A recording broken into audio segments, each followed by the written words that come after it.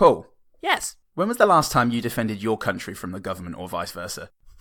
It was in a very small way. It was local government. Oh, okay, they're the best. Lewisham Council, all of them, decided to steal some sweets from a sweet shop. Oh, what? Yeah, I know. It was my sweet shop as well. And I was just... Oh, God. Yeah. You worked so hard for that. I know. And I just, a little business guy, trying to run his business, massive, sinister, evil Lewisham Council, all gang up. Yeah. And I saw them. I looked out... Labour, yeah, obviously. Yeah. God. Yeah. And I looked out the window. I saw them all there, about 700 employees, and they're all just sort of, hanging around, kicking their feet, and I thought, hang on a minute, there's something up here. Was one of them swinging a chain? One of them was swinging himself on a chain, and scary, man. And I knew these kids were up to something. Yeah. So I turned my back for a while, as you have to do. Yeah, we've got to refill the sherbet jar. Yeah, machine.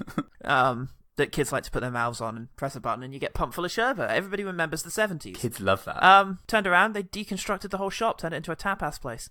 Oh, no. Whilst I was turned. It was unbelievable. I was turned for 18 months. Yeah, but, under Labour it's going to take that long, isn't it? That's how long it takes to run the sherbet machine. What happened to the kid who was currently lip suctioned around the sherbet machine nozzle? Oh, I got sucked back into the machine. It's terrible.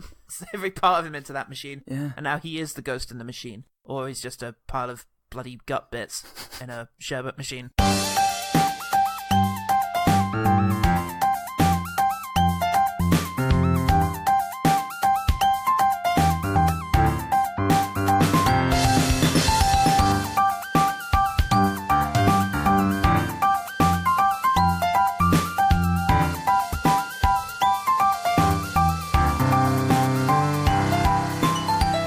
Hello and welcome to One Good Thing, the podcast that just won't release the goddamn files. Back and to the left, everyone.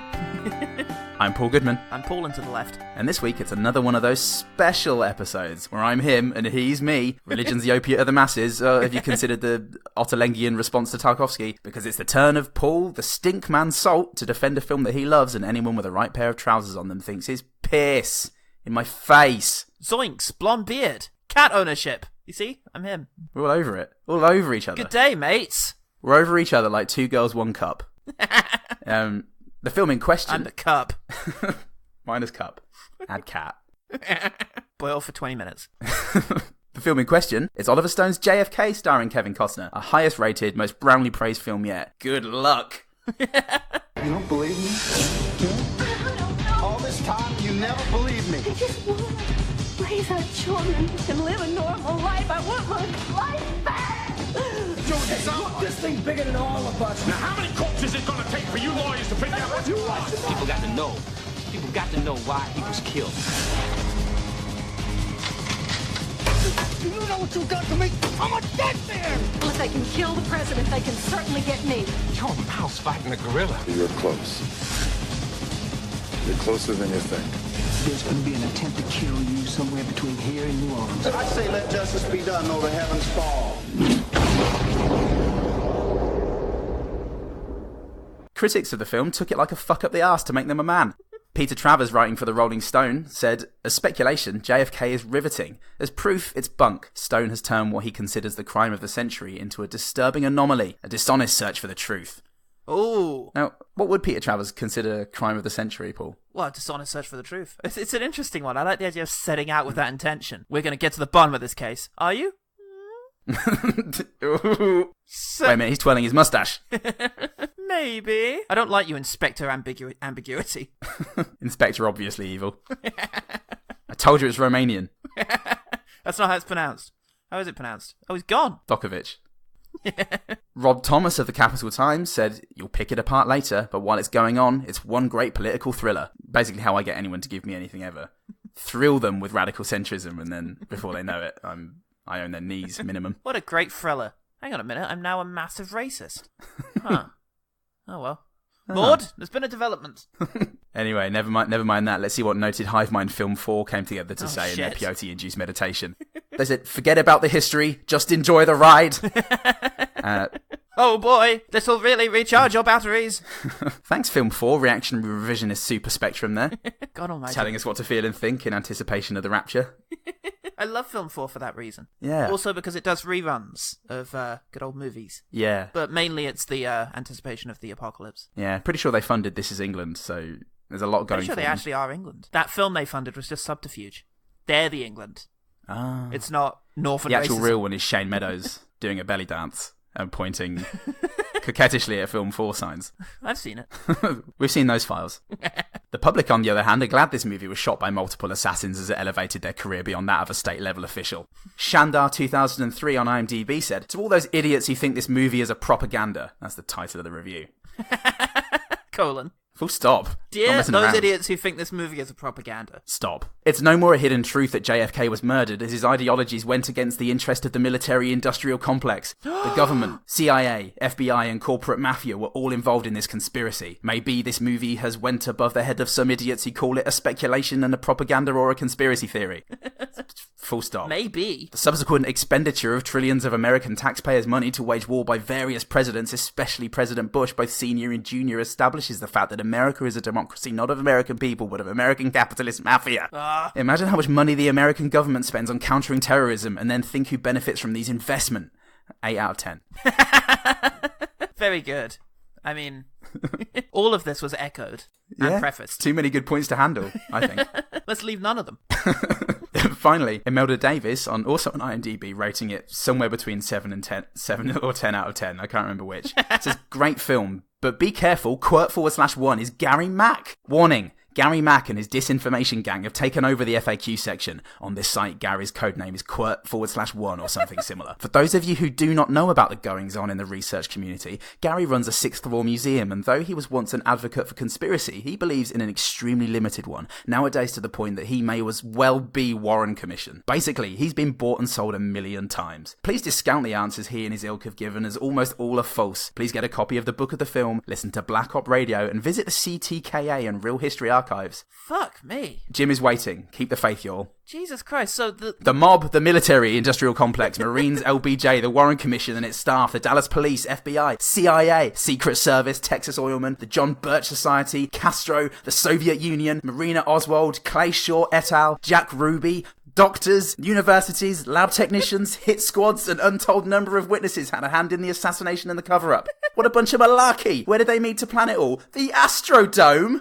For those who think the headshot to Kennedy came from somewhere other than the rear, you should closely examine frame 313 of the Zapruder film. Not only does Kennedy's head move 3 or 4 inches forward from frame 312, the blood and brain tissue splatter is up and towards the front, indicating a shot from the rear. The very much more photo from another angle shows the exact same thing. The whole back and to the left stuff is a canard dreamed up by conspiracy buffs. It proves, and then IMDb asked me to click here to read more, and well, we have an hour's runtime nowadays. fucking Messy hell. stuff, Paul. Jesus Christ, I feel exhausted. So, from what I was able to glean of that, from what was an irony, it seems... No, I have no fucking idea. So, near the end, it sounded like genuinely a different review that was... You know what happened? You know what fucking happened? That FAQ guy, what was his name? Gary Mack. Gary Mack, he got to her. Oh. Right in the end there. For a minute there, she was just like, don't believe Gary Mack, everyone. He's now practically the Warren Commission to the extent that he believes in the conspiracy. Anyway, I don't know if he believes that the shot came from anywhere but behind was a complete lunatic. I never thought I'd see the day. I never thought I'd see the day when... What was the name of the commenter? Fucking Imelda Davies. I never thought I'd see the day when they got to Imelda Davies. Yeah. Hey, look, there's a very good chance that I've just spliced together several reviews. Such is the mess of the JFK conspiracy theories. Ah, fuck yeah. Such is, the Warren Commission. Yeah, messy It's stuff. a satire. Messy Everybody stuff. get on board. Come on, everyone. Get on board? Well, Okay. Speaking of being on board, the film has been slammed with an 84% fresh rating on Rotten Tomatoes. Roger Ebert shit-canned it with 4 out of 4 huge storming erections, and the fickle public of IMDb have given it 8 out of 10, which is 750 points higher than The Last Jedi. This is the best film ever reviewed on One Good Thing, and Paul clearly thinks after The Life Aquatic that he can do whatever the fuck he wants. So, You open these fucking floodgates. Paul, you significant threat to the national security structure. Hola! How was your moose? It was good. Good moose. Good conspiracy Good. moose. Conspiracy moose. It's a shame it was actually full of lies. Oh, it's almond So milk. the reason we're doing this, almond milk is lies. Come on, people, wake up, sheeple. Listen to the Dairy Association. They've got your back. Yeah, we're covering this because I loved this movie as a kid, very much like almost everyone else, it seems. But I want to use it as a springboard onto a broader conversation about truth in film and the importance or unimportance of historical accuracy, and because of my own shift in beliefs regarding the Kennedy assassination. Hmm. I was curious whether or not I would still enjoy this, because when I was a teenager, I fully bought into it. I was really into it and the idea of a conspiracy. I had extensive files on this whole thing. I had, I printed out so much stuff from the internet that I would take into school, and me and my friend Andy would obsess over it and read over it, and it was a mystery. Yeah. It's Andy's a easy false to see name, I why hope. Yeah, Andy is a Conspiracy. false name. Don't Come worry, on. I'm not going to... It's fine, he died mysteriously in a car crash years ago. So, totally innocuous. That's how he wanted that to fireball was completely innocent. Shot 7 times in their head, completely accidentally. By a car crash.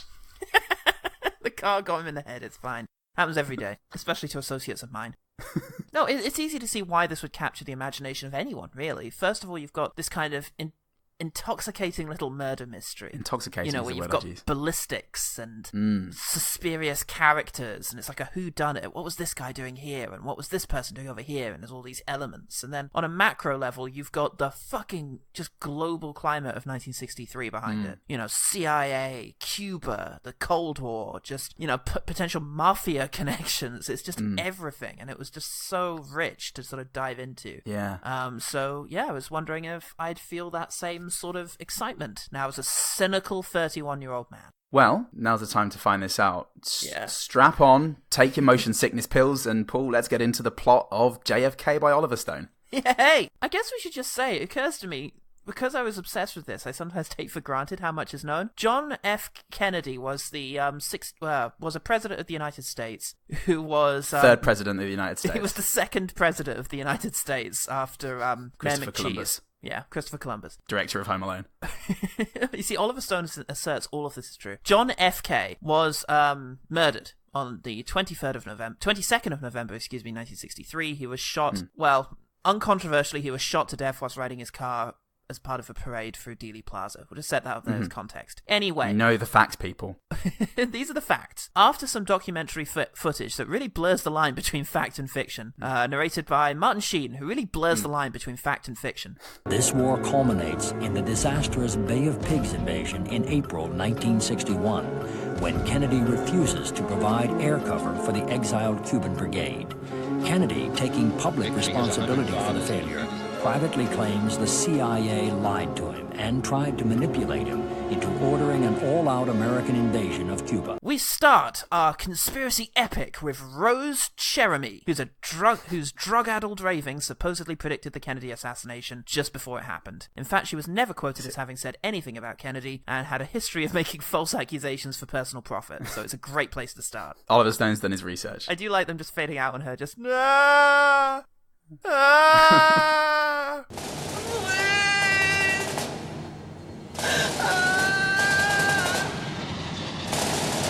Oh, you like that? It's ominous. I liked it.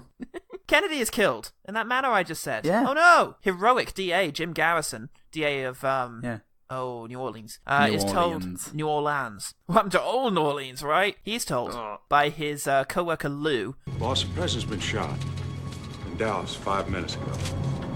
Oh, no. How bad? It's my favourite bit of the film.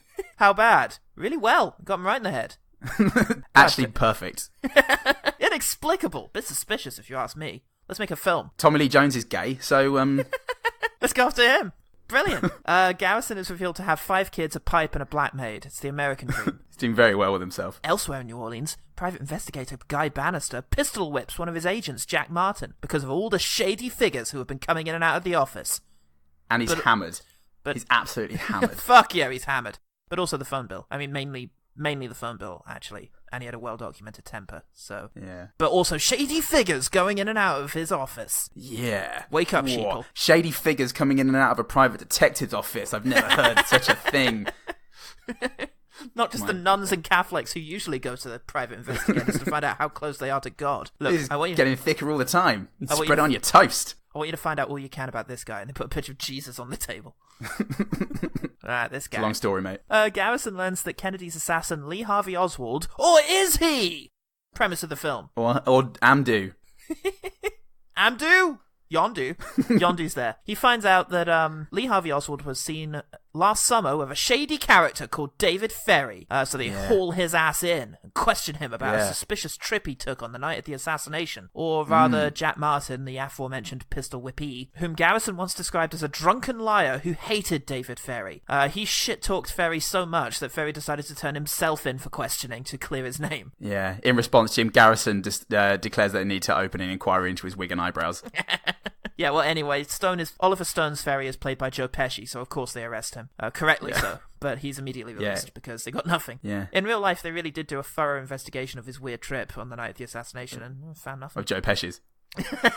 He did go on a weird trip. Because if not, then they should have. Write down his dad's balls. He was conceived the night of the assassination, everyone. Getting made every night. I mean, he's literally getting made in that scenario. Quite literally, mate. Nice. 3 years later, Walter Matthau is Senator Russell Long, and he looks out of the window of his plane at some stock footage. And he's all folksy, so he's a good guy. That dog don't hunt, he says. Brilliant. He makes some claims. He says they are tellers. I've written fucking great. You see, this is the lies. This is where the lies come in. He says it's not about seeing what they don't say. It's definitely about what they do say. When we're looking at this film, they're telling us that Oswald got off 3 shots with world-class precision. Nope, one of them missed. Everyone agrees that. 2 shots with pretty good precision. I mean, one of them didn't kill him. From a manual bolt-action rifle in less than 6 seconds. Bolt-action rifle. Well, actually, the Zapruder film confirms 8 to 9 seconds, but anyway. According to his Marine buddies, he got Maggie's drawers. You know what that mean? Wasn't any good. Sure he was. Qualified as a marksman in the Marines. Yeah, he was good. He was a good shot. Look, Dan Aykroyd was smoking Marlboro cigarettes because he invented them. Crystal Skulls gave him the energy. Lee Harvey Oswald invented being a good shot. And I tell you, the first shot would always be the best. Here, the third shot's perfect. Most experts agree that the third, clearer, flatter shot would have been the easiest one. And it was. Got him right in the head. Huh. That's interesting. Finally mentions that the bullet was pristine, which it wasn't. Going through 2 guys really bent the shit out of it. Won't be using that again. He did like doing that. He does like just going through and picking up his bullets and then using them again, even though they don't work. I've seen him thumb them into that's people. The most damning piece of evidence of Oswald is that when after the Kennedy assassination, he quickly ran up to the car to try and pick up all the bits. I'll use these for later. Biggest twist of all at this stage is Lee Harvey Oswald. It's actually played by Gary Oldman. Oh fuck yeah! Clearly an innocent man. This shakes New Orleans to the core. I'm going to use the fact that he's played by Gary Oldman as further evidence of that he was the lone gunman. It does make a lot of sense now. This informs a lot. Killed by Zorg. Anyway, Garrison mentions that no one bothered to record any of Oswald's police interviews, which is weird, what with all the records of the police interviews that are around. Yeah. And then he tries to have an investigation montage, but someone keeps shining a weird light in his face, and then it's a dream! Whoa, what? His sissy SpaceX wife wakes up and gets annoyed. I've got 5 kids to get out of bed. You don't understand me! He storms off to his office, just... He slams the door. And then after a second, you hear a record click and just... Somebody once told me the world... But grainy. On the gramophone. Yeah. All that glitters is gold. How would Kevin Costner sing that? Somebody once told me. Somebody once told me. The next day, or potentially 5 years later, who the fuck knows in this film? Who cares? Garrison walks with Lou 5 and years Bill, before JFK's shot. In a flashback, Garrison walks with Lou and Bill, great characters, around Lafayette Square, and they check out 544 Camp Street, an address that was stamped on some of Oswald's pro-Cuba pamphlets. And it's right next door to 531 Lafayette Square, the office that the aforementioned pistol whipper Guy Bannister used to use. Case closed, conspiracy confirmed. Except that Oswald never actually went to Camp Street, and the 2 doors did not lead to the same office. That's not the only real evidence that links the 2 men, is it? Oh, fuck it is. He's so drunk, Paul. He probably crawled through the wall. Probably a little vent, and he got in there to do all this conspiring. Gary Oldman's a sneaky boy. He's a sneaky goose. He can get anywhere. Can't slip through any 2 bricks that you want me to. Garrison meets with Jack Martin, who's played by Jack Lemmon. Oh my god, conspiracy. Crazy. Who recalls that Cubans were meeting at the address on Lafayette Square with their actual rifles out. I guess they stopped off there directly on their way to Cuba to fight the war. Nothing if not resourceful. You gotta pack it all in. Martin mentions Operation Mongoose because not only did he notice a secret CIA operation, but he also caught its top secret code name. Great. Way to be discreet, guys. I had t-shirts printed. I've loved participating in Operation Mongoose so much. I wanted something to remember it by. I made a cake. Good mission, everyone. Good top secret mission, guys. Team X. Way to plot to take out Castro, wink. So the gang, I'm going to call them the gang go to visit a composite character named Willie O'Keefe, played by Kevin Bacon. What? Yeah. He's in this? Yeah, he is. He's in this. Along with everyone else. So 6 Degrees of Kevin Bacon isn't that hard a game. It's just probably in JFK. Because that motherfucker Kennedy stole that motherfucking election. That's why. Nixon was going to be one of the great presidents till Kennedy wrecked this country. The revolution's coming. Bullshit, man. Fascism is coming back. I'm going to tell you this. The day that communist son of a bitch died was a great day for this country.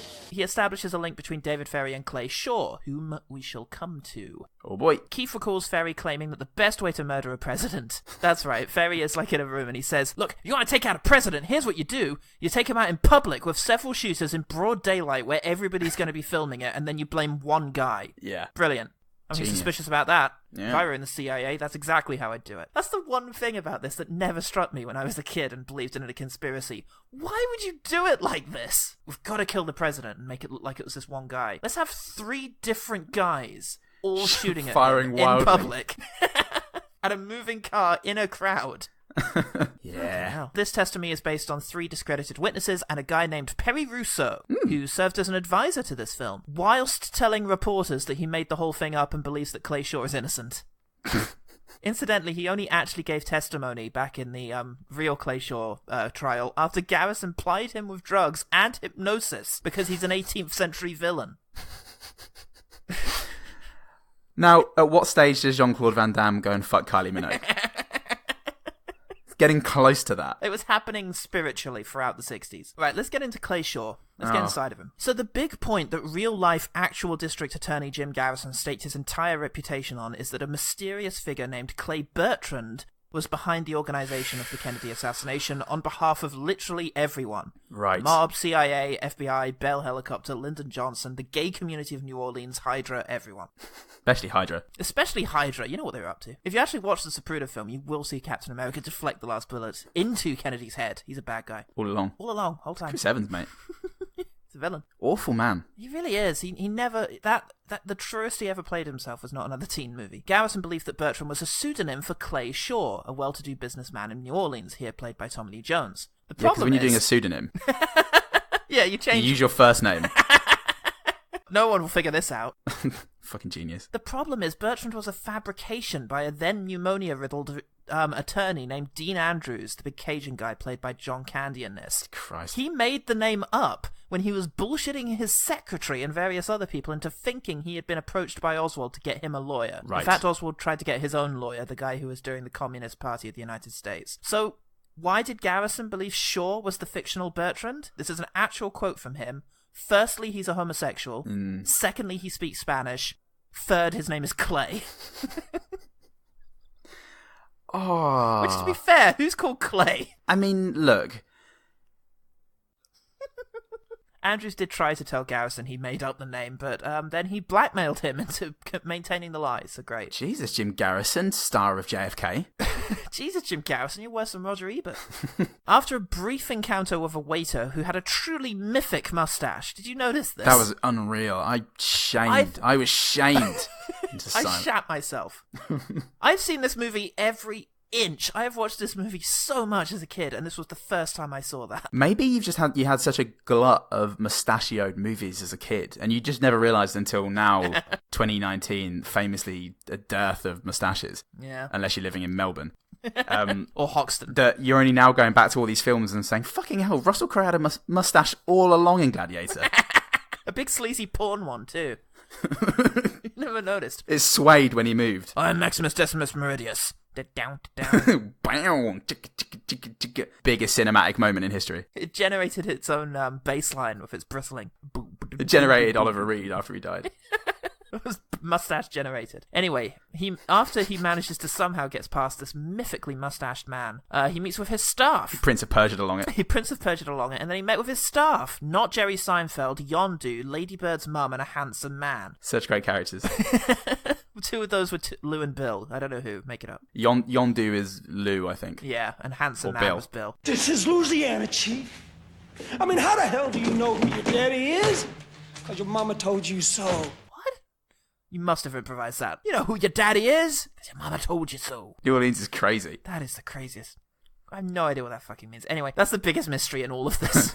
They talk about the slightly mysterious deaths of a few minor characters, 5 specifically, all of whom, it's fine. The mystery of Joe Pesci's wig is revealed.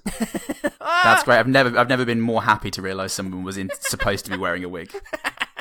It's a big twist. They talk about Marina. Marina was Oswald's Russian wife who apparently buried him with the public, according to this film, by claiming he was a psychotic and violent man, based only on the fact that he was a psychotic and violent man. Yeah. Who, it doesn't get mentioned in this, but he did try and kill a US Army major in April of that year, and would beat her regularly.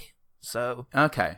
They also suggest that she didn't have any trouble getting out of Russia, which she did, and that she had an uncle in Russian intelligence, which she did. He was the head of timber administration of the Belarusian Republic Ministries of Internal Affairs. Wow. Yeah, so he was a big shot.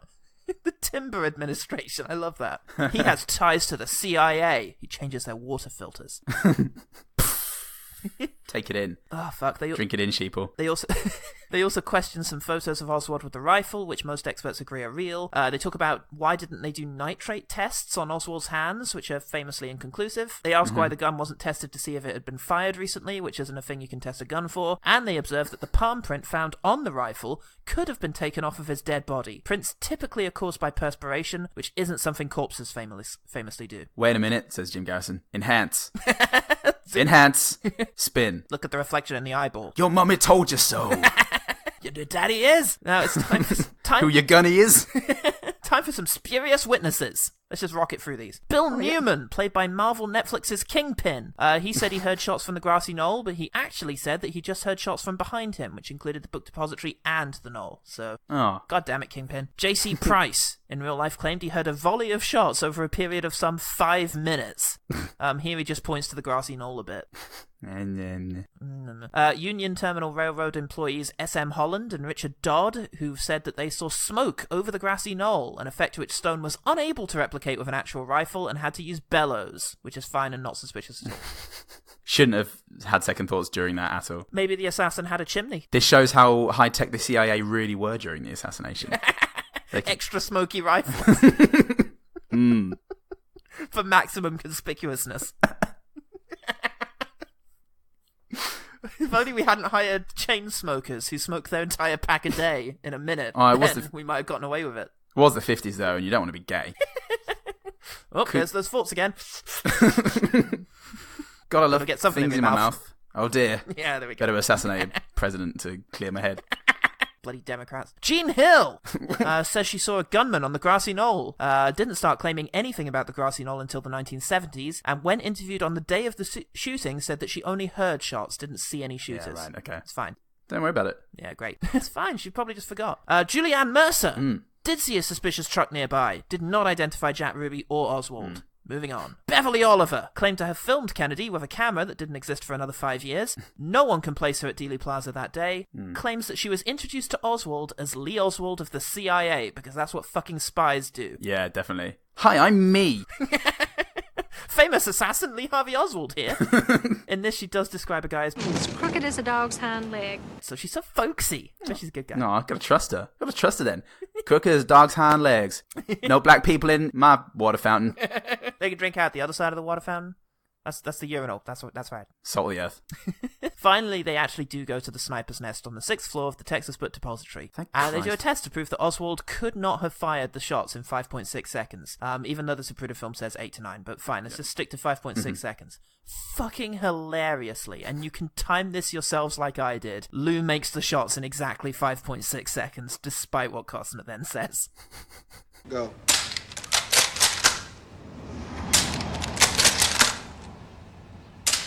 Time? Between 6-7 seconds. Costner's like, a little over 8 seconds. No, it was 5.6 seconds. Well, then maybe this whole film and Oliver Stone is doing a Kaufman and not actually revealing the true meaning, just by creating more obfuscation. That Jim Garrison knows that he's wrong, and he's just spent these years of his life ruining his family, ruining his personal life, and he just knows he's wrong, and he's just smudging things. Definitely 10 seconds. 10 seconds at least. 20 minutes. Easy. Takes skill to kill with the rifle, Chief. You gotta figure that's why there's been no execution of a chief executive with one in 200 years. 3, 2, 1.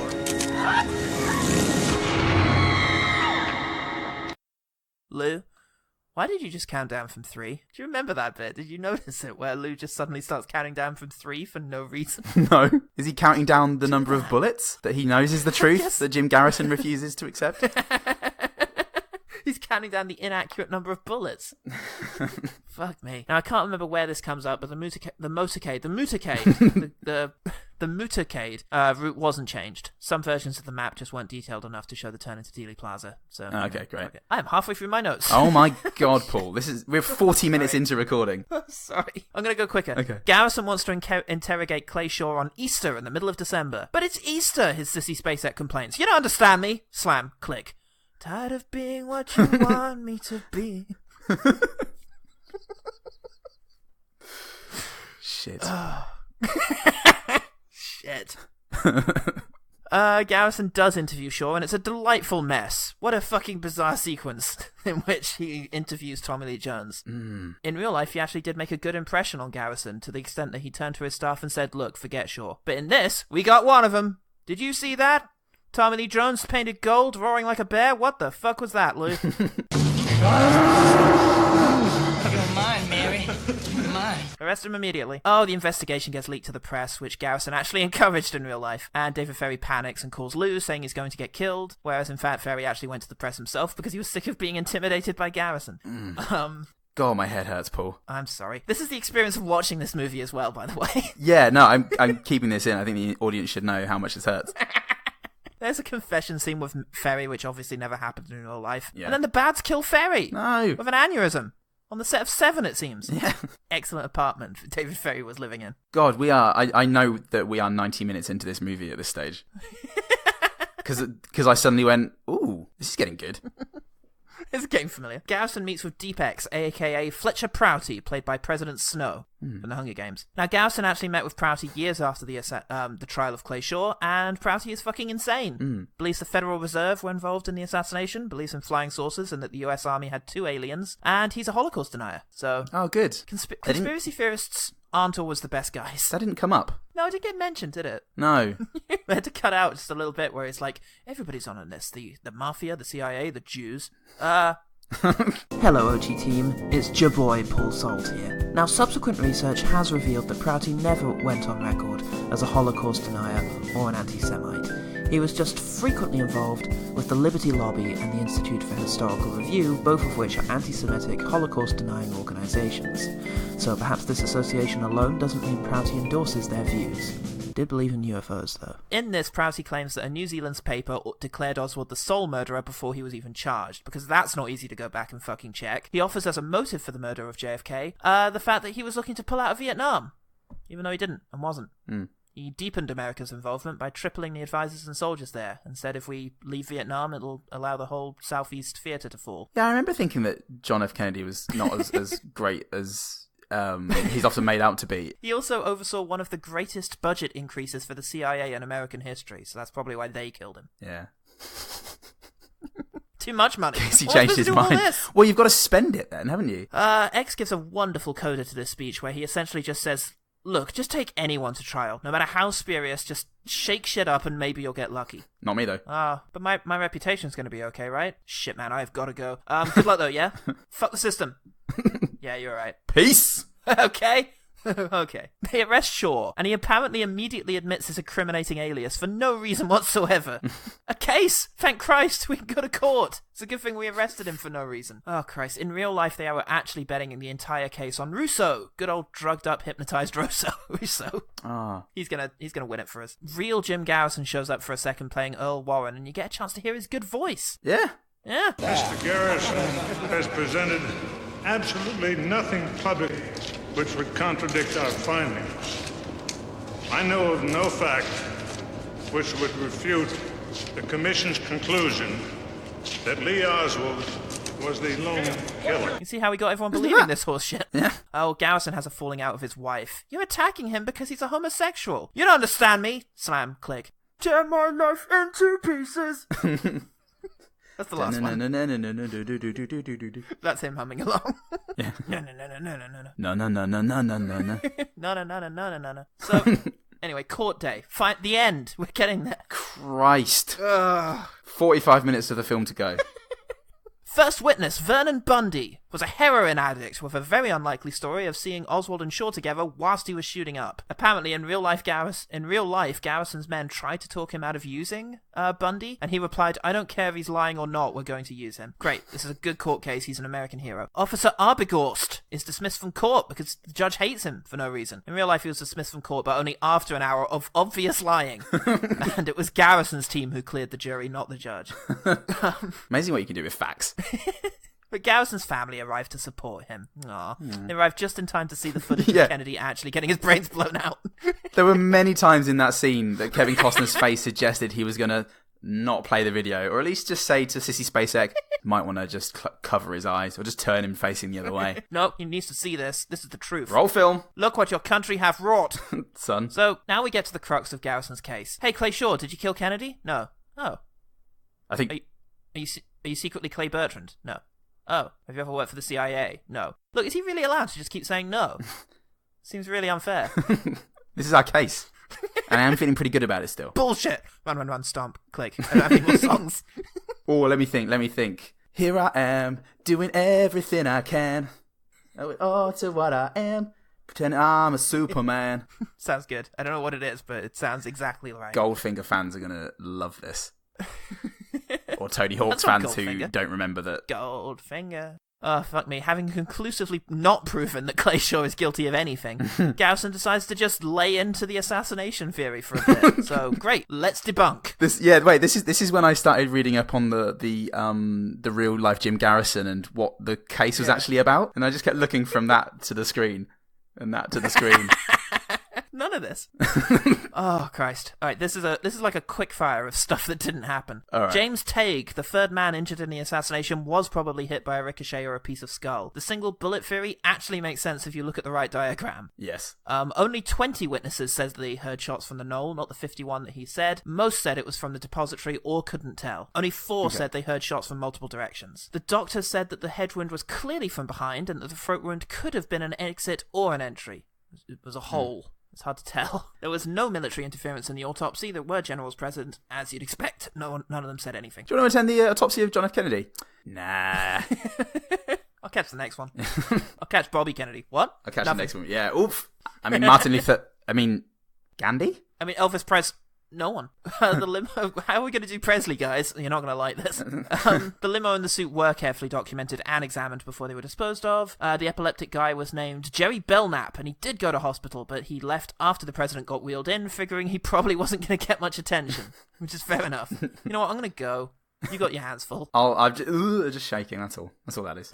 There were no unknown workmen in the depository. The umbrella guy's name is Louis Stephen Witt, who had an umbrella on a clear day as an obscure reference, an obscure political statement against Kennedy.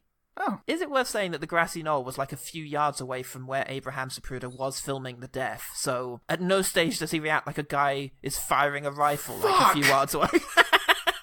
Someone fired a fucking gun! Look at this prick, I'm going to pan towards him. No. I started filming Kennedy. I'm just going to carry on. I'm a pro. I'm a fucking pro. Call me Zapruder. Twat. Excellent. Massive wanker. Governor Connolly shows no signs of being hit, Garrison says over footage of Connolly yowling and twisting. See, he's fine. Jackie visibly does not pull John out of the way so that someone can shoot Connolly in the back. The famous back into the left bit, okay. In fact, his head does move forward with the impact, and then he jerks back, which is consistent with how the body reacts when it's been shot in the head, I'm told. I'm told by Night Me. He leaves extensive notes. Even though 90% of the witnesses say they heard 3 shots or less, Garrison has suggested 6 shots in 8 seconds from 3 different teams. Just amateurs. Come on, guys, you can hear better than that. Then they show Oswald doing the shooting in a supposedly impossible way, once again shooting in 3 shots in 5.6 seconds successfully. It's Brilliant. Oswald did not leave the cases in a neat row. He didn't necessarily meet anyone from the 6th floor down to the 2nd, and over the years, many researchers have recreated the dash without getting out of breath. It is 4 stories downstairs. It's not that taxing. Yeah. I mean, Oswald was just excited about the conspiracy that they were doing. Yeah. Oh, boy. Lee Harvey Oswald did then definitely shoot Officer Tippett 45 minutes later, successfully pissing off every cop in the town, more so than Kennedy once, the officer said. Because this guy was one of our own. 3 eyewitnesses caught him doing it, and he had the murder weapon on him when he was arrested, which is a big clue. I mean, is the gun gay or not, is the big question. Come on, guys. Because if it's not... on this gun, this wimpy gun. It's also, incidentally, the same gun that he uses to try and shoot another cop when he's arrested, which they don't show in the film. Yeah, awesome. In the black and white thing, he does take out his gun and do it, but I imagine that was Jim Garrison going, as if this happened. Right? Nonsense. He was clearly just there, just waiting for his handler to show up, even though he changed direction after killing Tippett. Oh, God, they find Shaw the jury finds Shaw innocent because did you forget what you were doing here, Jim? The press interview the jury foreman, Sidney Herbert, who says, we believe there was a conspiracy, but whether Clay Shaw was a part of it, there's another kettle of fish. Oh, so folksy. But in real life, Herbert said, I didn't think too much of the Warren report until the trial. Now I think a lot more of it than I did before. So, a great victory for Jim Garrison and the truth! Definitely the truth. Oh, God, the film finally ends with a dedication. Yeah. Dedicated to the young, in whose spirit the search for truth marches on. Ah, so Lee Harvey Oswald definitely killed Kennedy and acted alone. Yeah, right. I mean, this is what I've been led to believe now. Sorry, everyone, if you're a conspiracy theorist listening to this, but I did have a turnaround. When I was about 18, I saw a documentary called Beyond Conspiracy on from ABC America, and it really laid out how the single bullet theory just makes sense. And once that big piece of the puzzle was in, a lot of the rest of it was kind of just little niggles. Yeah. That was the big one for me, was the magic bullet theory. Yeah, I mean, I'm glad for all the research that you've pumped into this episode, because I sure as shit wasn't going to do it. But it was too much. I think I need you to wind this back. I mean, I'll have cut everything up until this point, but apart from me singing Last Resort. Let's just précis this then for the listeners at home who have been spared the last 51 minutes of recording. And ranting. And just tell me, Paul, how is this film sitting with you now? It's a great thriller. It's a really good thriller. I did abandon the conspiracy theory thing because I'm now generally, and we'll come on to this if we do our anti-vaxxer doc at some stage, but I am reticent to subscribe to ways of thinking that require you to disregard any contradictory evidence as part of a deliberate and elaborate hoax. Yes. Between agencies that famously don't get along, like the FBI and CIA and the gay mafia. We all know how close those are. Yeah. I kind of just outgrew it. It was a lovely idea, but it's still a really well-made film. The acting is really good. And a lot of people. I mean, Joe Pesci is fantastic. Oof. Tommy Lee Jones. Really? I've got to say I disagree. I thought that Joe Pesci's accent was outrageously shit, and it just overshadowed everything that he was doing. Come to think of it, they're right. We got out there where the geese were, and there were thousands of them all over the place.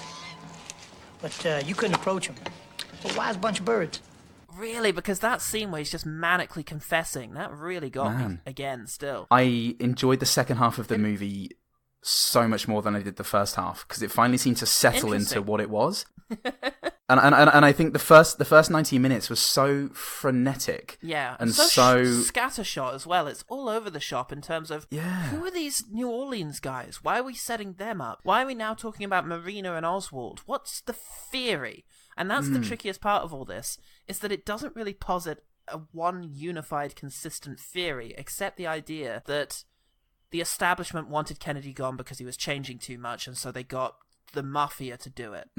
I guess, but that is very hard. That little pressy that I've just said is hard to come by when watching the actual film. It may have made it easier to come by, I think, if the first 90 minutes was about 40 minutes long. I think they could have had a very well-paced, taut political thriller that set up everything from Joe Pesci's character dying was when the film suddenly got a sense of the menace and the threat. And, you know, a lot of people talk about this film as, you know, it doesn't have to be factual because Oliver Stone's made a film about the American mindset, which is what Roger Ebert said. Yes, I'll come to that. And, you know, I'm inclined to agree that, you know, that's the case. I think so. And and it feels a lot like a story that Oliver Stone wants to tell about America and about politics that doesn't necessarily have anything to do whatsoever with the JFK assassination. Yeah. And the sort of frenetic nature that might have just been representation of that craziness, of that frenetic, like fraught, fractured sort of American consciousness led to some very strange directorial decisions in those first 90 minutes. Yeah, there's some weird stuff in here. It's sometimes shot like a horror movie or a sort of, well, I mean, a lot of it works really well as a thriller. There are moments in this that are just pure action movie, and it is sensationalist. It's emotive filmmaking. Yes, a lot of it felt like a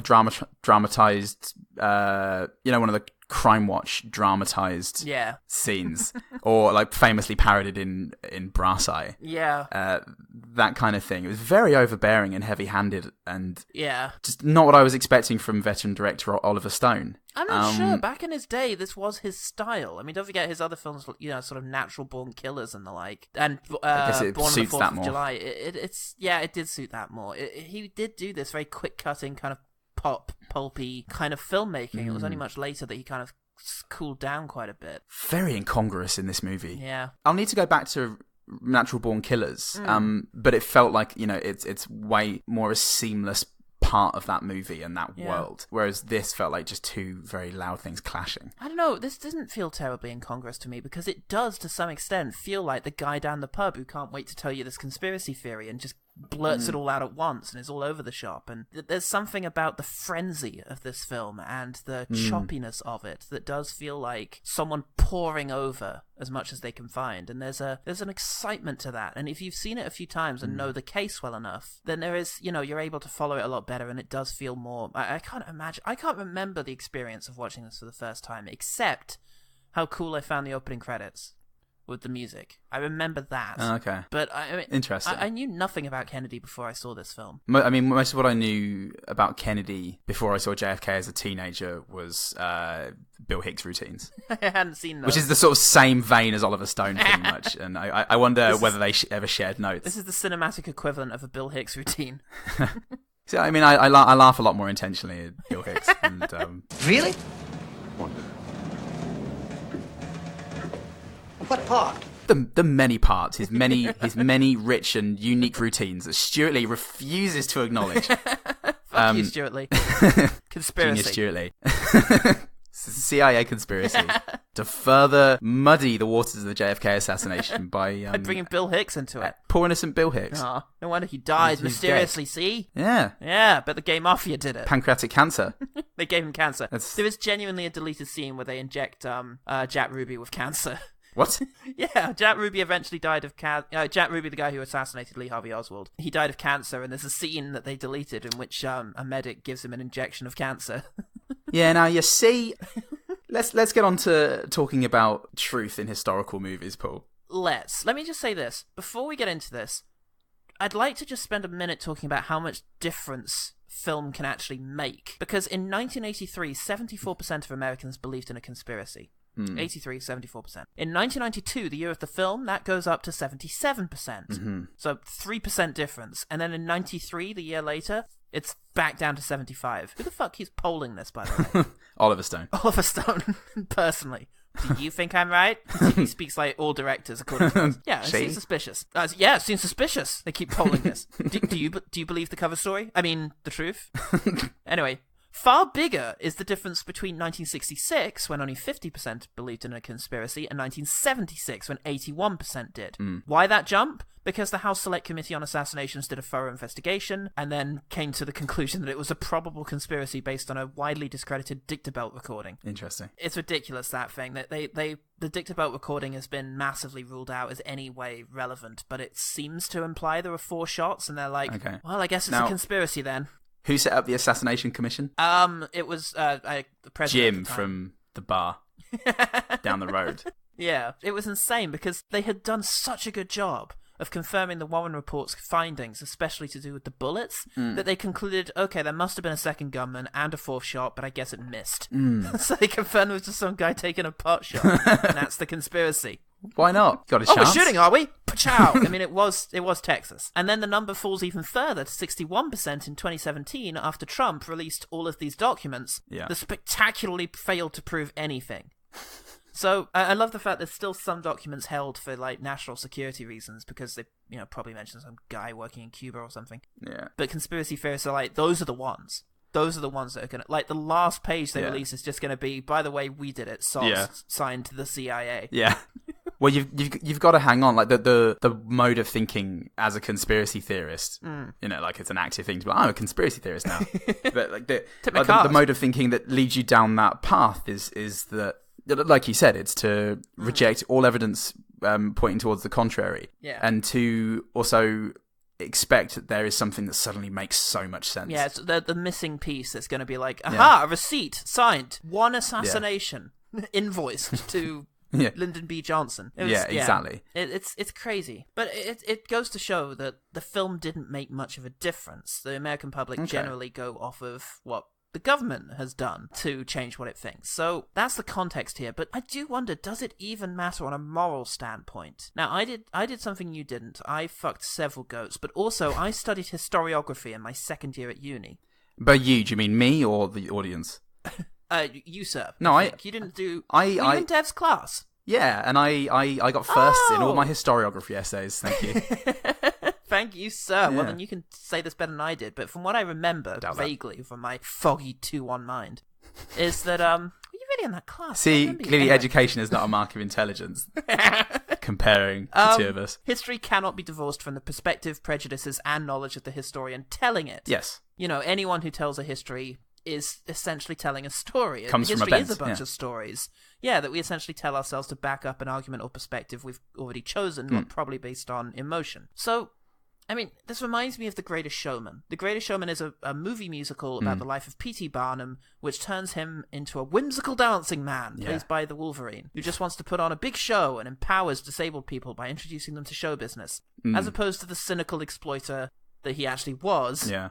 Who ran glorified freak shows and abused circus animals. Yeah. It's a total reversal, but Barnum is dead. The people he exploited are dead. So does it actually matter that he was a monster? Is his legacy more useful as a fictional liberator of disabled people, or as a very real exploiter of people who were deemed different? It's always going to depend on the observer, because some people will obviously feel slighted that P.T. Barnum wasn't brought to justice, and some people will see the film as, what it is, just an expression from one person or, a group of people collaborating to make this thing who wanted to express something that was important to them. And, film, as we've discussed in the past, film does not have a responsibility to follow any particular convention.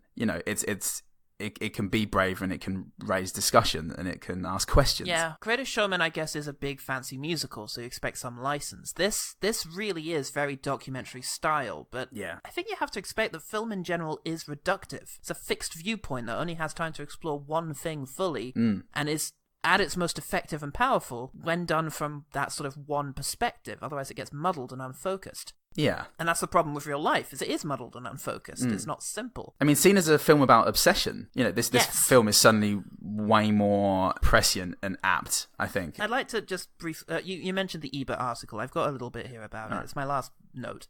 Maybe JFK is more accurate than we think. Insane man Roger Ebert, writing in his peerless book of film criticism. I Love Peter Travers by Roger Ebert. The Great Movies, a 4-volume thing that he wrote where he writes about all his favourite movies and included JFK in the first volume, says this is not a film about the facts of the assassination, but the feelings. JFK accurately reflects our national state of mind since November 22nd, 1963. And he recounts being chewed out by Walter Cronkite for positively reviewing a film with not a scrap of truth in it, as he says. Ebert replies, I have no doubt that Cronkite was correct from his point of view, but I'm a film critic, and my assignment is different than his. He wants facts. I want moods, tones, fears, imaginings, whims, speculation, nightmare. As a general principle, I believe that films are the wrong medium for fact. Fact belongs in print. Films are about emotions. So Ebert's arguing that the film achieves an emotional truth.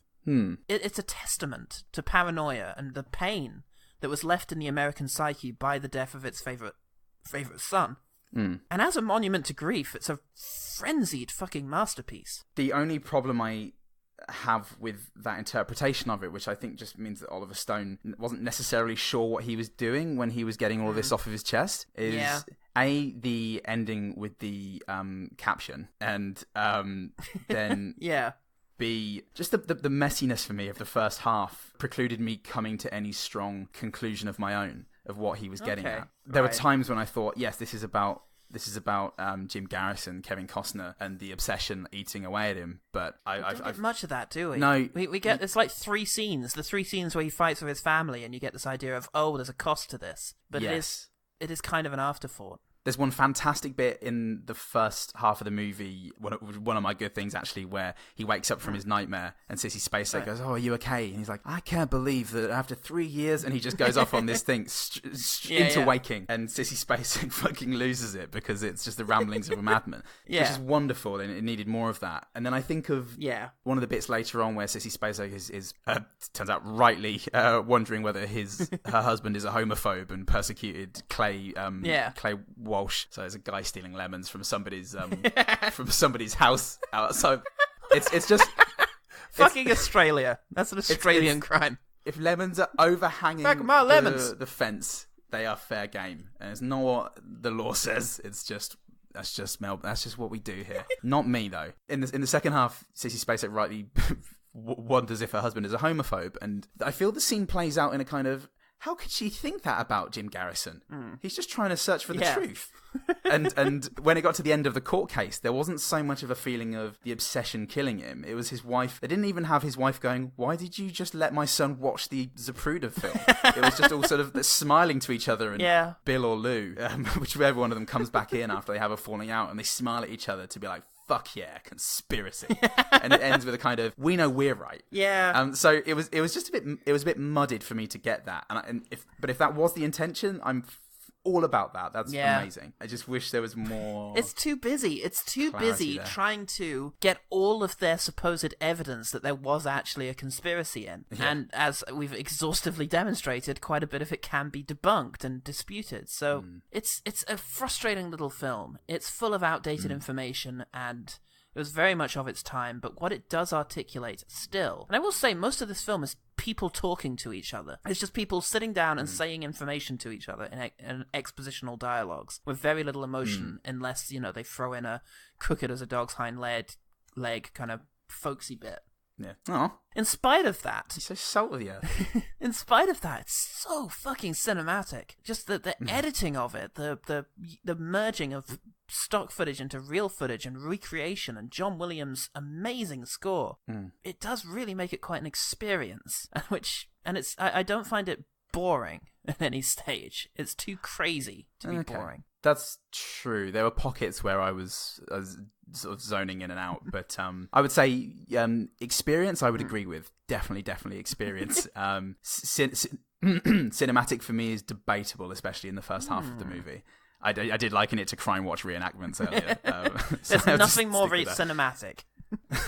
It's true, it's been proven. But it is full of those moments, and I can think of little musical stings and shots that are just pure cinema. Yeah. So it's a very mixed film. We should probably get into quick firing. Before we do, films don't have to be true. In conclusion. Yeah. It's fine. I do see how people would complain, because recently, Green Book was massively complained about by the family of the characters, saying, there wasn't really much of a friendship they had. It was, quite something else. But and I find this frustrating. I had a friend who, I mentioned my favorite film of last year, and they said, "Oh, I didn't like that movie." I'm like, "Really?" Well, I could see it was a good movie, but it was just so inaccurate. And I cannot relate to that. It's just... No, I mean, especially a film like that is so obvious about its subversion of history. Its playful subversion of history as well. Yeah. I know that if I were to make an historical movie, I would stick to the facts, and if I couldn't verify something... Oh, really? I just wouldn't be able to do it. That's just me. Unfortunately, I'm able to separate what I would do with a historical movie and what somebody else would do. Whether that's the historian in me or the fact that I have never told a lie in my life. You actually haven't, except that one. Yeah. It's interesting. I went and saw The King as part of the London Film Festival, an upcoming adaptation of Henry V / supposed historical epic with actual research. And the director came out beforehand and said, obviously story was the first priority, but we've tried to make it somewhat authentic. And it's just crazy. The stuff it changes is wild. My problem with that is that they changed the story to make a more conventional, generic, kind of by-the-book historical epic. They haven't changed it to make it interesting. And that's, I feel like JFK, for all its craziness, has made it interesting. Although, having said that, I'd be fascinated to watch an actual documentary about Lee Harvey Oswald. He's a very interesting figure. And a very crazy figure, and I'd like to just see a straight-up film about his life. Well, we've discussed this in the past, particularly with The Conqueror, Conqueror, about how real life is often... And Pearl Harbor. Real life is often as interesting, if not more, than the scripts written by Michael Bay's guys. It depends on the priority. If the priority is to make something that's marketable and commercial, then it's bound real life's going to be more interesting. But on the other hand, The Favourite, if you can use it to tell a really bizarre story that's true to the spirit of the people or the history you're trying to tell, then, more power to you. It's about priorities, I guess, and intent. But in relation to JFK, it's an interesting little film. It is authentic to a mindset, but it's wildly inaccurate, and so that's why I think, even though it's a very well-made film, as all of those critics have, happened upon, again, it's a very well-reviewed film, it does still leave a bit of a sour taste in the mouth. So, with that in mind, let's quickfire stuff we like about it. My episode this week, Paul, I say that. Sorry. Let's quickfire. Quickfire. Look, the intro was long-winded and messy for me, but there was still tension there knowing what was going to happen. And I definitely felt a little nauseous knowing that at some point we were just going to see a shot. John Williams' music in that moment is just perfect.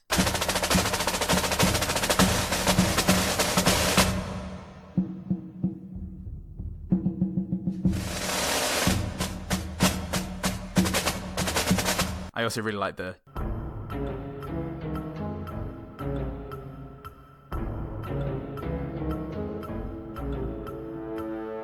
music that plays throughout. So menacing. I like the little whistly bit that comes in now and then.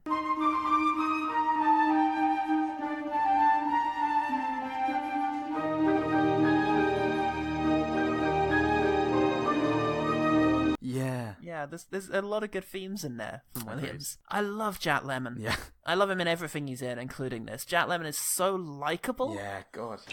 You're starting to get paranoid. You really are.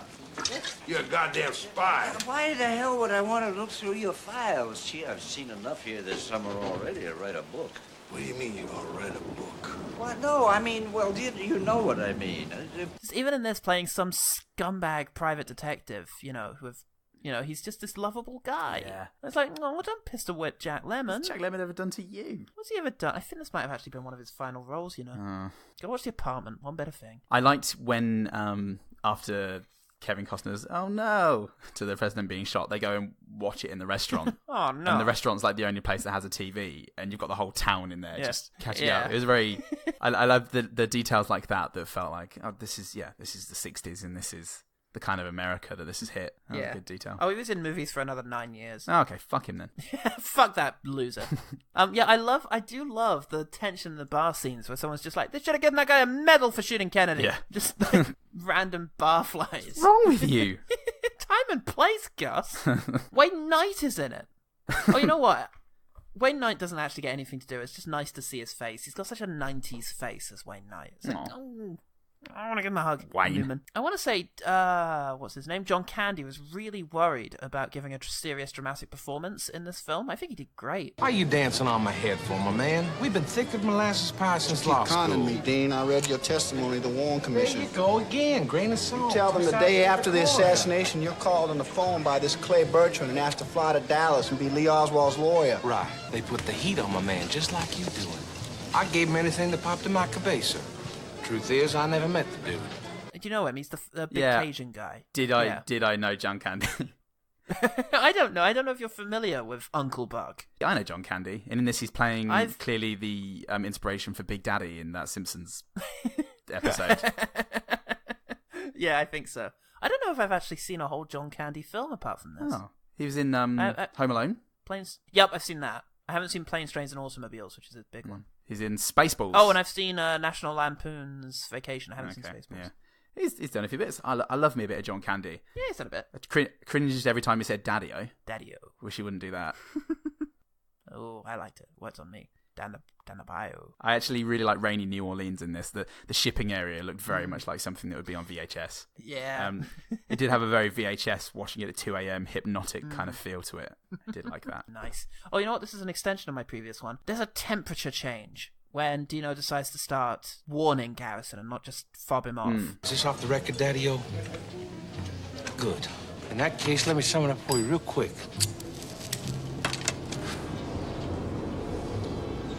If I answer that question you keep asking, if I give you the name of the big enchilada, you know, then it's Bon Voyage Dino. I mean like permanent. I mean like a bullet in my head, you dig? Like, everything changes, and I really like the filmmaking there. Suddenly in a close-up, and suddenly there's danger in the room. Was that John Candy's character? That. Yeah. Cool. Because when he does light that cigarette, he takes a pull on it, and it cuts from Candy being grilled by Costner to John Candy's character speaking to Tommy Lee Jones, also taking a drag, and it's sort of seamless transition from one to the other before going back to the restaurant. Nice. That was a nice bit of filmmaking. That was a nice bit of Oliver stoning. Stone that, Oliver. Yeah. I really like Tommy Lee Jones in this. David, always some harebrained scheme or another. Oh!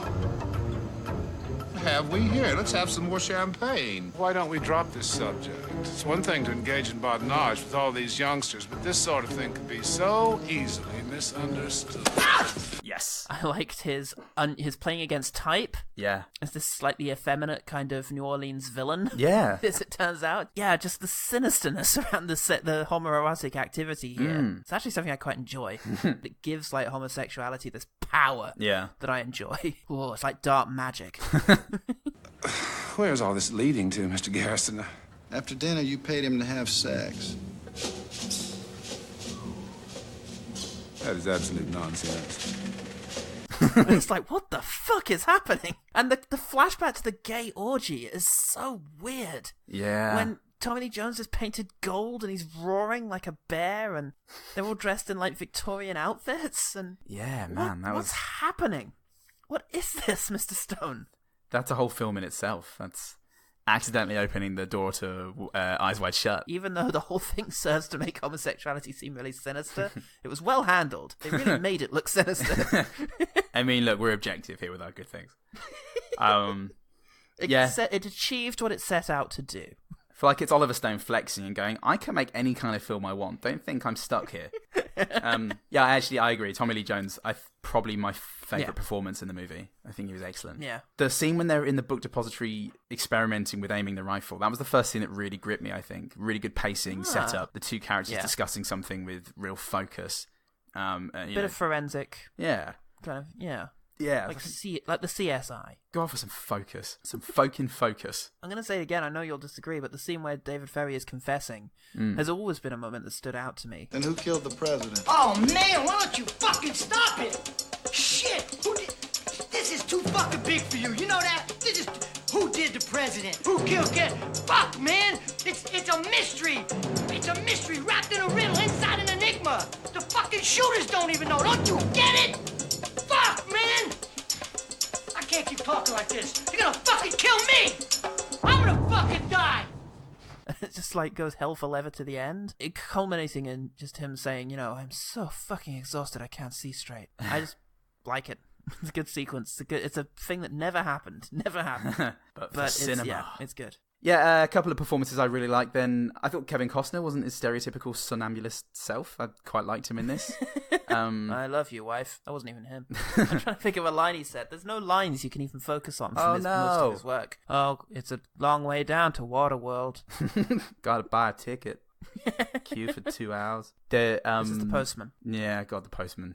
I really liked that as a kid, and I'd love to revisit that. Oh, that'd be interesting. That could be a defense, because I remember hating it. Cool. Well, I mean, I remember getting angrily bored. It was a long time ago, so... Well, take a risk. Roll the dice. Don't just go for a movie that has 85% on Rotten Tomatoes, like this gimp. Like this shark for the truth.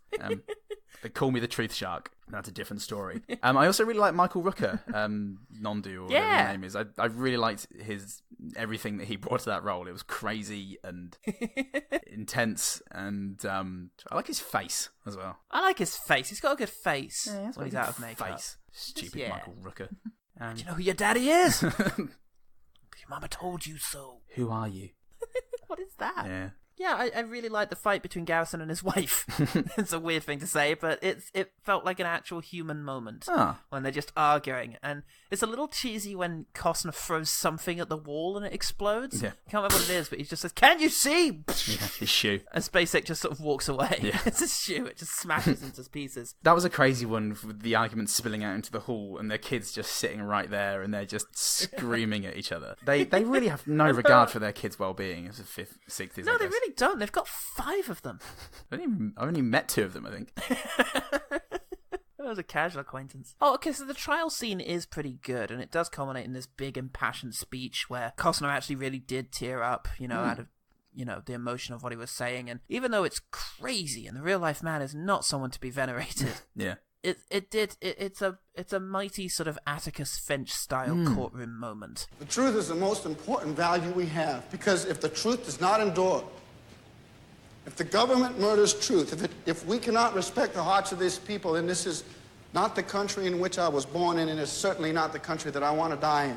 That's not what your country can do for you, but what you can do for your country. Do not forget your dying king. Show this world that this is still a government of the people, for the people, and by the people. Nothing as long as you live will ever be more important. It's up to you. Definitely is. And it's very compelling. As an icon, as an icon for justice and the truth, it's a very powerful figure, I think. Yeah, I think so. He's Kevin Costner to me, he's not Jim Garrison. Yeah, that's fair enough. This is the story of how Kevin Costner got taken in by an absolute villain. My final one then is the dead body autopsy gore. It was foul. Oh. It was very right, when you unpleasant. recreate Kennedy, Yeah, they're going just splattered brains and exit wounds and thumbing them and stuff, and it's all... Barry, look at this! Very... John, stop it. Stop it, you're a scientist. I'm actually not. Who are you? Bought this at Walmart. I'm from the CIA. No one.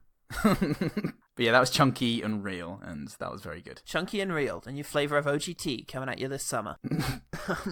Real is a new twist for us.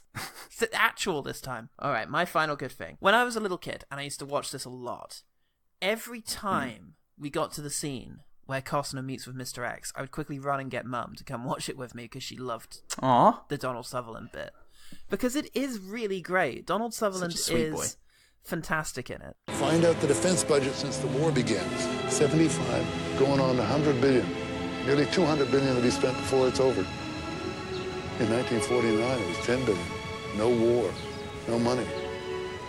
The organizing principle of any society, Mr. Garrison, is for war. The authority of the state over its people resides in its war powers. That whole sequence is really interesting. It's like a really... all of the film is just people delivering exposition, but Sutherland is really good at it. Yeah. And there's a kind of just rhythm to the style of that sequence I think is really excellent. They chose the perfect man to deliver the full-blown conspiracy exposition to the audience. And, that whole...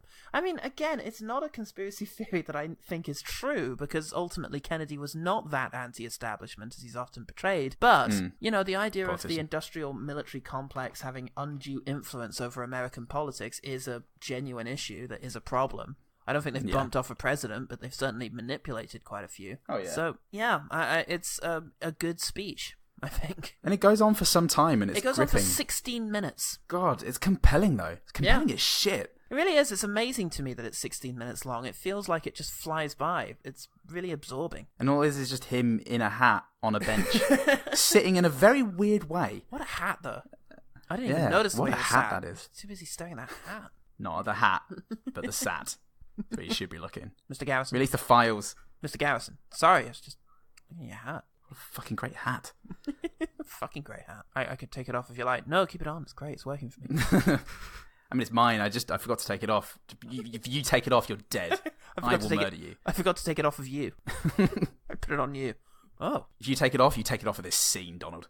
Are you part of this conspiracy? Maybe I am. Yes, agreed. Donald Sutherland was, for me, a pivot upon which the movie swung. Fuck yeah. Swung. Right into your balls. Yeah. So, Paul. Uh-huh. How about the OG Titty Team? Titty Team. Titty Team. OG Team. OG Team. American OG Team. OG. Thanks, John Williams. Yeah. OG. Not this one. Not this film. OG Team. You've done that one. Have I? Shame. Oh, fuck. No, not you. I mean John Williams. Oh, if that was an issue, he wouldn't have worked again after Saving Private Ryan. Burn. No, burn. Take that, John Williams. Brilliant musician. Wonderful For the second time on this podcast, we've shaded you, you motherfucker. You and Jack Lemmon. Finally, the Me Too movement is getting into full swing as we get onto the real monsters out there. Yeah, the movement was designed for us to settle our grievances, and it's about time that we acknowledged it as such. I'm pretty sure it was me, Paul Goodman. Hashtag Me Too, and Me Too, but that's it, just us two. Hashtag check Twitter, Paul. Weren't expecting that, were you? Check your privileges and Twitter. Go on, do my job. Do my easy job that I always forget. As I have. I'm really in character right now. The magic bullet bit and Joe Pesci being bonkers as usual. It's all true, right? Says, Tracy Walker at Tracy Not Sharon says all that. And, yeah, brilliant. Yeah, it is all true. It is all true. It all actually happened. Somebody who has Joe Pesci as their icon liked this. Probably actual Joe Pesci. So, which is interesting. It wasn't hashtagged. So, can you search for Twitter? You can search Twitter for just words that aren't hashtagged, can't you? Yeah, you can. I guess so. Yeah. So, what is the point of hashtags? You might ask.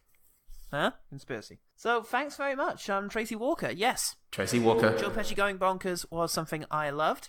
And the other thing you said was good too. The magic bullet thing. Yeah. Which, again, that was just a huge piece for me. It was once I found out the single bullet theory, not the magic bullet theory. Yeah. That was just the thing that really turned it around for me, of just like, oh yeah, it was just Oswald. The fact that it's not actually called the stupid bullet theory. That's just what Jim Garrison called it.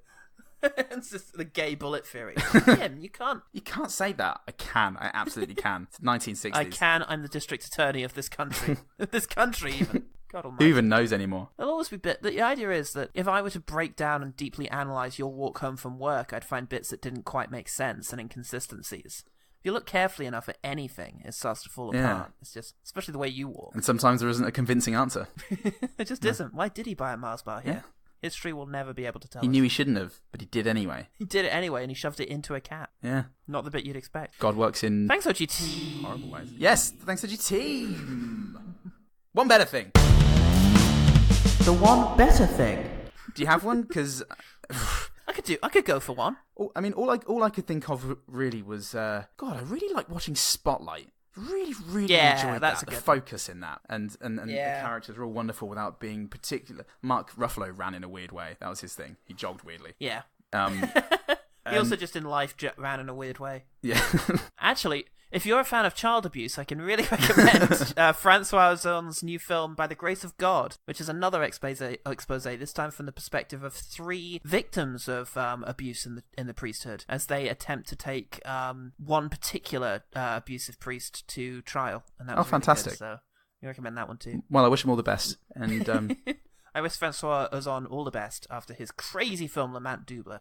Previous One Better Thing. This one's not crazy, it's respectful. Well, speaking of the One Better Thing, that was the One Better Thing. Yeah. Oh, but also Jackie's really good. Jackie's fantastic, actually. Jackie's very good. If you actually want to see a good presidential conspiracy thriller, you watch All the President's Men. Alan Pakula film. That's very good. Scott Bakula making his directorial debut. He dived into Alan Pakula. And he had to direct a brilliant film before he was able to leap again. And he did.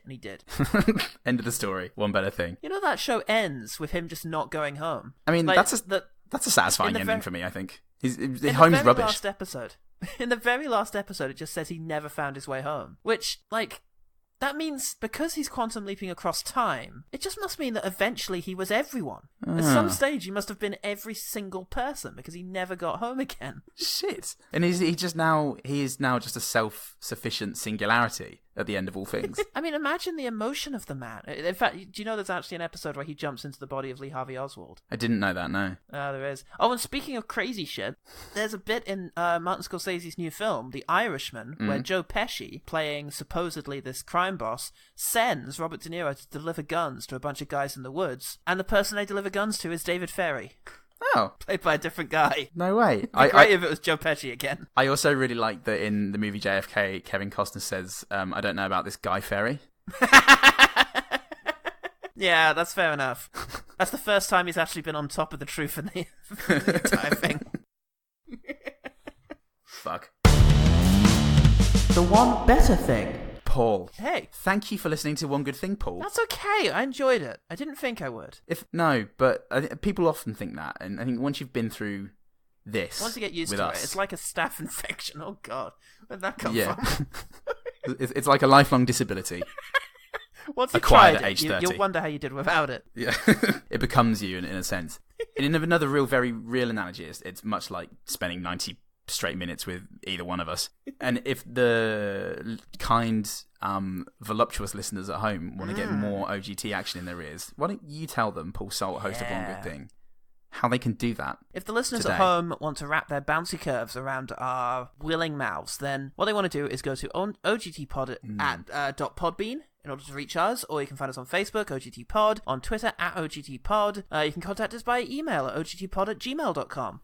We are members of some kind of the A Lot of Green Network. Secret members, obviously. You don't talk about the network. Yep. It's a big thing, where... Rule number 8. Yeah, the secret handshake. Heard good things about it, though. Oh, yeah. Or have you? No, you haven't. You haven't heard anything. Oh. Right? Oh, I haven't. No. Not a thing. That. But you should still check them out at their website, alotofgreen.com.au. Perfect. Jingles, Bandcamp, do that. Dockhead, Amazon, do that. Paul Salt, Screen Mayhem, don't do that. And that's it. You're reading the episode description. No, I'm not. You awful man. Right, that's it. I sentence you to 9 weeks of hosting One Good Thing. No! It's actually 19 weeks. Yeah, fuck. Oh no, when you put it like that. Oh, I'm Paul Doomed Boy. I'm Paul Put It Like That. And remember, the one good thing about Oliver Stone's JFK is Donald Sutherland in a hat. Great hat. It's quite a hat. Look at Blade! Fucking cheese thief. Dave, lead these mighty warriors. Dave is your boss, everyone. Listen to Dave. I can't tell if you're being sarcastic. No, not at all. Dave the Conqueror, we shall call you. Of course, Scorpion's iconic, get over here. His back forward punch. Yeah. There's just no fan service for Katana's fans. Look out. Anywho. That dog only had 3 followers. Take a selfie, boy. Take a selfie. Take a selfie. Right, I'm just going to fucking lob you in the ocean then, like all the others. And it's a very full bit of ocean at this stage. There's so many dogs. Puzzled-looking dogs with phones strapped to their faces. The next morning, Kat asks her dad, "Can we have the party here?" And he's like, "Yeah, sure. Can you make sure that the guys don't crash the party?" "Oh, sweetie, I have no fucking control over that. I don't know if you've noticed what's been going on around here. I haven't slept since we got here. They try to kill me every day. They shot my degree." He's looking like very fucking rough. They pretended to be my dead wife. I am in hell. I cannot guarantee your party will be successful. Wish my wife was like that. I wonder if the life forms we find out there are going to be anything like her. You can't fuck them this time, Dave. Not this time. Oh, it's just, I'm definitely gonna. Gee whiz, I sure am gonna fuck whatever we find. Dave. Why do we gotta stop Dave? I hope this rocket's a lot like my secretary. Sexy bitch. I hope that this rocket here is like several prostitutes in the East End, in that I've come in it. Basically, they I didn't say anything. You're yes, foul. you did. You literally said it. It's blackcurrant juice. Oh, Christ.